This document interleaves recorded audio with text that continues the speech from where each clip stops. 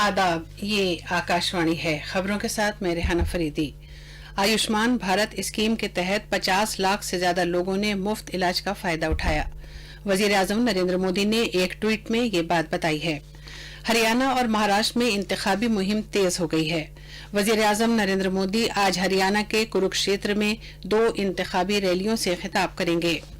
नायब सदर जमहूरिया एम वेंकैया नायडू ने कहा है कि जम्मू कश्मीर की तश्कील-9 से जामे तरक्की को फरोग मिलेगा और सरहद के उस पार से दहशतगर्दी में कमी आएगी। रिजर्व बैंक ने पीएमसी बैंक के खातेदारों के लिए पैसे निकालने की हद को बढ़ाते हुए उसे 25,000 रुपए से 40,000 रुपए कर दिया है। और कौम आज साबिक सदर जमहूरिया डॉक्टर APJ अब्दुल कलाम को उनके यौम पैदाइश पर खिराज अकीदत पेश कर रही है। अब खबरें तफसील से। आयुष्मान भारत स्कीम के तहत 50 लाख से ज्यादा लोगों ने मुफ्त इलाज का फायदा उठाया है। आज एक ट्वीट में वजीर आजम नरेंद्र मोदी ने कहा कि सेहतमंद भारत की तख्लीक में ये एक अहम संगे मील है। उन्होंने कहा कि ये हर हिंदुस्तानी के लिए फख्र की बात है कि एक साल में 50 लाख से ज्यादा लोग मुफ्त इलाज की सहूलत से मुस्तफीद हुए हैं। जनाब मोदी ने कहा कि इलाज के अलावा ये स्कीम मुतअद्दिद भारतीय बाशिंदों को बाइख्तियार बना रही है। ये स्कीम जो दुनिया का सबसे बड़ा हिफ्जान सेहत प्रोग्राम है, जरूरतमंद कुनबों को 5 लाख रुपए सालाना की सेहत सहूलियात फराहम करती है और इसका हदफ मुल्क भर में 10 करोड़ से ज्यादा गरीब खानदानों को फायदा पहुंचाना है। हरियाणा और महाराष्ट्र की लेजिस्लेटिव असेंबलियों के लिए इंतखाबात 21 अक्टूबर को कराए जाएंगे। दोनों रियासतों में चुनाव मुहिम में तेजी आ गई है। वजीर आजम नरेंद्र मोदी आज हरियाणा में चरखी दादरी और थानेसर में 2 रैलियों से खिताब करेंगे।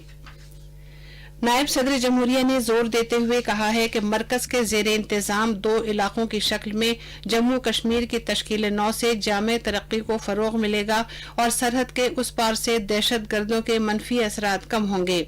जनाब नायडू कल सेरालियोन की राजधानी फ्री टाउन में गैर मुकीम भारतीयों से खिताब कर रहे थे।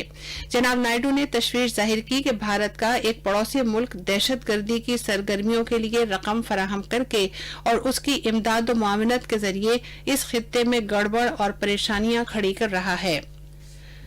अब जबकि महाराष्ट्र असेंबली इंतखाबात को 1 हफ्ते से भी कम वक्त बचा है, भारतीय जनता पार्टी ने आज मुंबई में पार्टी का इंतखाबी मंशूर जारी किया। वजीर आला देवेंद्र फडणवीस, बीजेपी के कारगुजार सदर जगत प्रकाश नड्डा और रियासती इकाई के सरबराह चंद्रकांत पाटिल ने इंतखाबी मंशूर जारी किया, जिसमें रियासत के अवाम के लिए 5 करोड़ मुलाजमतें पैदा करने का वादा किया गया है। इंतखाबी मंशूर में यह भी वादा किया गया है कि महाराष्ट्र को आने वाले बरसों में खुश्कसाली से पाक बनाया जाएगा और कहा गया है कि जरूरतमंदाना मराठवाड़ा वाटर ग्रिड प्रोजेक्ट के जरिए मराठवाड़ा में 11 बांधों को खुश्कसाली से दोचार इस खित्ते में एक दूसरे से मुंसलिक किया जाएगा और पाइपलाइनों के जरिए बांधों से पानी घरों में पहुंचाया जाएगा। 1 करोड़ कुनबों को रोजगार के मौके पैदा करने के लिए औरतों के अपनी मदद खुद ग्रुपों से जोड़ा जाएगा और बेघर लोगों को 2022 तक पानी के कनेक्शन के साथ रहने का इंतजाम किया जाएगा। महाराष्ट्र में इंतखाबात 21 अक्टूबर को होंगे और 24 अक्टूबर को नतीजों का ऐलान किया जाएगा। सदर जमहूरिया रामनाथ कोविंद ने डच कंपनियों को भारत की तरक्की की कहानी में उसका साझेदार बनने के लिए मदऊ किया है। उन्होंने कहा कि इक्तिसादी शराकतदारी भारत नीदरलैंड के दरमियान दोतरफा ताल्लुकात का एक अहम सुतून है। जनाब कोविंद कल राष्ट्रपति भवन में डच बादशाह इलम अलेक्जेंडर और मलका मैक्सिमा के एजाज में दिए गए इशाइये के दौरान इजहार ख्याल कर रहे थे। उन्होंने कहा कि नीदरलैंड यूरोपीय यूनियन में भारत का चौथा सबसे बड़ा तिजारती साझेदार और भारत के अंदर सरमायाकारी करने वाले सरकर्दा मुल्कों में से एक है। जनाब कोविंद ने बरामदात को कंट्रोल करने वाले मुख्तलिफ निजाम में भारत की रुकनियत और अक़वाम मुत्तहिदा सलामती कौंसिल में मुस्तकिल रुकन का दर्जा पाने के लिए उसके दावे की हिमायत करने के लिए नीदरलैंड की काफी तारीफ की। उत्तर प्रदेश हुकूमत ने सरकार की तरफ से गायों के लिए पनाहगाहें फराहम करने में मुबैना बदउनवानी के मामले में महाराजगंज के जिला मजिस्ट्रेट समेत 5 अफसरों को मुअत्तल कर दिया है। बढ़े हुए आदादोशुमार पेश करने, लापरवाही बरतने और जिले में गैर कानूनी तौर पर जमीन अलॉट करने की पादाश में इन अफसरों के खिलाफ महकमा जाती तफ्तीश भी शुरू कर दी गई है। उत्तर प्रदेश में फास्टैग खिदमात 1 दिसंबर से आगरा लखनऊ एक्सप्रेसवे के हर टोल लेन पर दस्तयाब होगी। इस एक्सप्रेसवे का इस्तेमाल करने वाली गाड़ियों को चुंगी जमा कराने के लिए टोल प्लाजा पर रुकना नहीं पड़ेगा। इस तरह यूपी NHAI की एक मुल्क एक टैग मुहिम में शामिल हो गया है। ये खबरें आकाशवाणी से नश्र की जा रही हैं। रिजर्व बैंक ने Punjab and Maharashtra cooperative bank PMC के खातेदारों को रकम निकालने की हद में तीसरी मर्तबा इजाफा करते हुए उसे 25,000 रुपए से बढ़ाकर 40,000 रुपए कर दिया है। गुज़िश्ता महीने PMC बैंक पर शिकंजा कसने के बाद से RBI ने पैसे निकालने की हद में ये तीसरी मर्तबा इजाफा किया है। RBI ने कहा है कि उसने बैंक में नकद रकम की सूरत हाल और खातेदारों को अदायगी करने की उसकी सलाहियत पर गौर करने के बाद इस हद को और ज्यादा किया जा सकता है।